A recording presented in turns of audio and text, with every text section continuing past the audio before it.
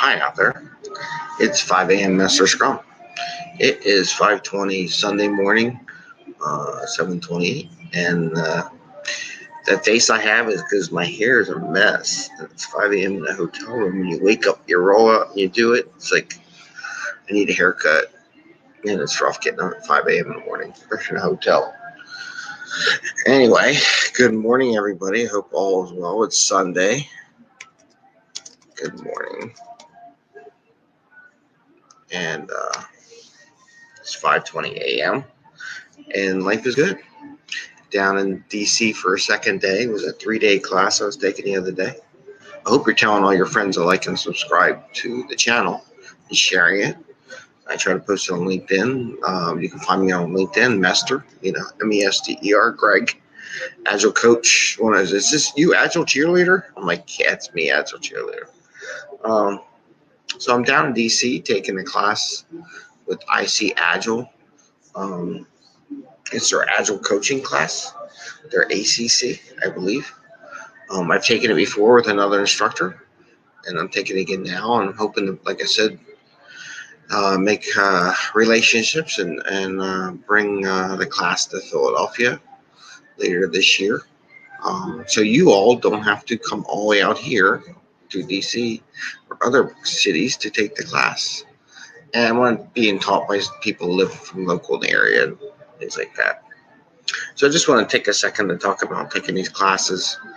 And, like here's a book, like the Coaching Agile Teams, one of the really good books by Lisa Atkins, which I read a few times.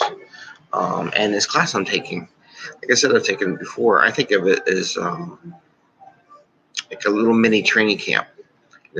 Football players go and basketball players and base players spring training and all, but we're professional Scrum Masters, Agile people, coaches, whatever you have. And if you ever think that you know more and don't need to go to class, then you're probably wrong.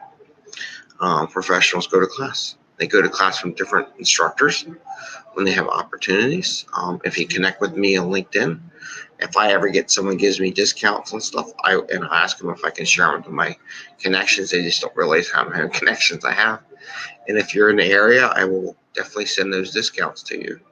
So don't hesitate to connect, and also like and subscribe to this show, and let's see how it goes. One of the topics we had, we went through a series of exercises, right? Everything from coaching one-on-one, and it was fun. It was because I was coaching in one of the classes. I took more of a one-on-one coaching thing, and I was kind of asked a leading question like, would you bring that to the retro? And she made a good comment back, like, oh, that was kind of pushy. I was like, you're right. It really wasn't a coaching question. It wasn't a power question. So it was funny how you go to these things that just remind you, but then I try to make it into a learning experience. It's like, well, what would you say? How would you come up and bring that up? So it works learning what was wrong, because I used the wrong words, and we always make the wrong, we make mistakes all the time. But then how can I make it into a learning experience in the class? So that was awesome. So I enjoyed that. And, just when things break, bringing them up to the retros. A lot of people don't bring things to the retros, and they forget about the ceremonies, right, that we have in place in Scrum and Agile and using that. But people think retro is my favorite one, and I don't know why we don't use it, because I think in a previous episode I talked about making a little 2.2% change. I had the clock, right, and I said you go up, but it was just one of those things that came up, and it was just fun going through that process and honing the skills, because they focus on topics, right? So I really recommend anybody taking who's a Scrum Master or someone who's in Agile or working with people in general, facilitating stuff. But take some of the IC Agile courses. They're a great follow-up to, if you feel as a Scrum Master, you trained everybody what to do, you don't know what more to do. I recommend the IC Agile classes. What's the next level? After they're all trained up, I can't teach them definition done anymore. or they don't need to know how to do daily Scrum. They do that fine. I really don't add more to the daily Scrum. Why do you do it? The next thing is coaching. How do you coach them as a team if you're a Scrum Master? Not that you have to become a coach, but how do I coach my people to do better? It's just something to do, to think about in your progression. And as a professional, right? This is like a professional too, as much as it's a job.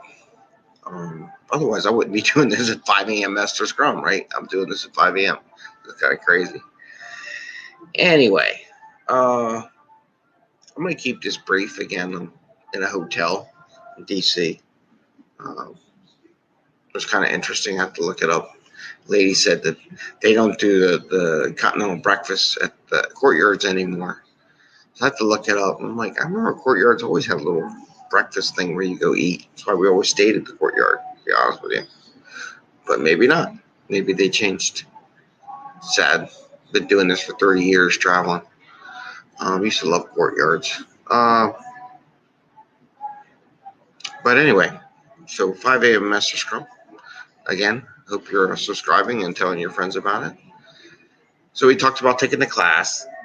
Talked about this book. Like, I highly recommend this book. And every once in a while, I'll go through a book and I'll post it on the site and areas where you can read it that I've read or done anything. Sometimes I just like having a book in my hands. It's nice.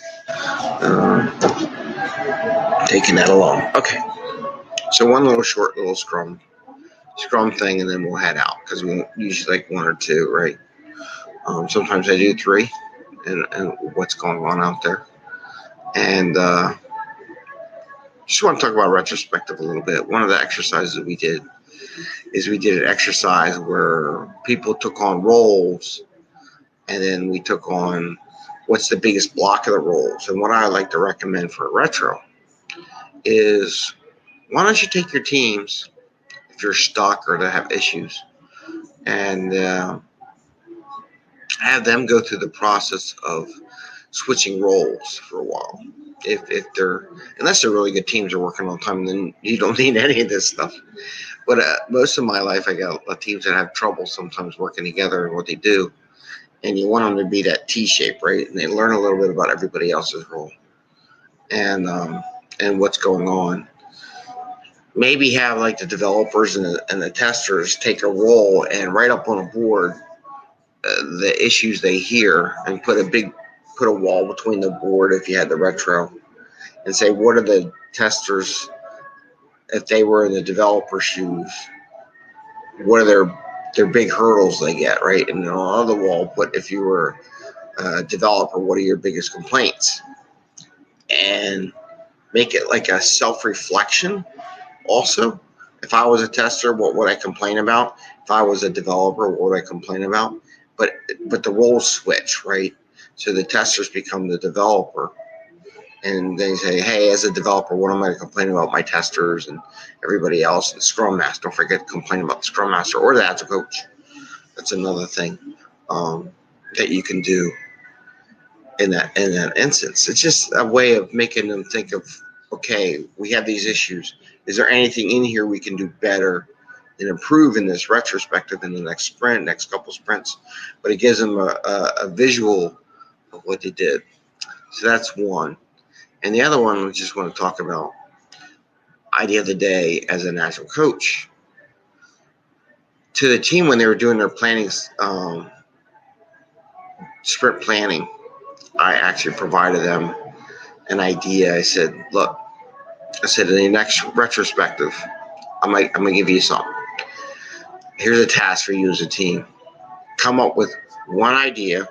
Everybody in the room can think of one thing in the team that you want me as the Agile coach to take on in your next sprint. So I have to remind them, I have to remember on Monday to say, hey, I gave you a challenge, or you challenge, a kind of quasi-root challenge back to me. I don't know why I did it. It was kind of crazy. At the time, I just wanted them to spark ideas for fixing things, right? I just want them to get better. They have some issues. So I said, hey, next retrospective, think of things that you want Greg Mester to fix for you as an Agile coach. And then I will take on 2 weeks and see what I can fix in the system and take that as a challenge. So it got them all stirred up about, they were like, really? You want us to come up with something for you to do? And I said, yes, give me something. So it's just one of those things that it's a way of getting you as an agile coach involved with the team, but say, hey, find something, I'll put it on my backlog and I will see what I can do to fix it. So try that with your team, maybe if you're daring enough to give you a task to do, rather than us agile coaches know everything. It's like, okay, what do you need? Anyway, so I'm going to close it up. It's like the 10:36 mark. It's 5 a.m. Mester Scrum. Please subscribe and share with your friends. I don't know if I can spell subscribe. I'm typing it here. Subscribe, right? It's early. There you go. Please subscribe and share. Dude. Anyway, we're doing good. Getting more subscribers every day. And I hope it keeps growing, and we'll see how we go. All right. Thanks. Have a good weekend. Enjoy it. Happy scrumming. And Monday, maybe if I get some people on here Monday morning, what fun thing did you do? And what's your next fun thing? We'll do that on Monday as an exercise. And again, take care. 5 a.m. Mester Scrum. And good being here. Take care.